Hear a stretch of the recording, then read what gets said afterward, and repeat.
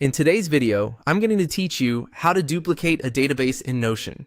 Duplicating a database is a great way to experiment with structure, test new properties or views, or create a backup before making big changes. You'll get an exact copy of the database including entries, properties, views, filters, sorts, relations, formulas, rollups, and templates so you can work confidently without touching the original. Start on the database you want to copy. If it's a full page database, open that page so you can see the database header. If it's an inline database inside a page, make sure your cursor is over the database block itself. Now, hover your mouse near the top right area of the database page header or the database block. You're looking for the three-dot menu icon. It may appear as you hover, and it typically sits to the right of the database title or along the top toolbar of the page.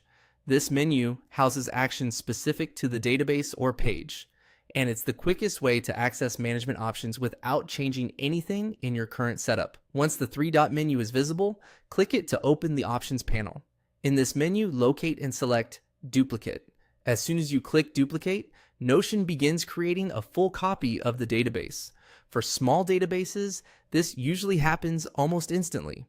For larger databases with many entries, files, mates, or complex relations, it may take a moment. You'll know it worked when you see a new page appear in your workspace or sidebar with the same title, often with the word copy appended to it. The duplicate preserves your views and filters, so you can switch between board, table, calendar, or any custom view exactly as you could before. A few quick notes to help you work smoothly.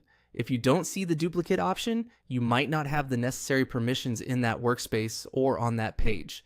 In that case, you'll need edit access before Notion will allow duplication. Also, if the original database includes relations to other databases, those links will remain pointed to the original related databases in the copy, which keeps your context intact.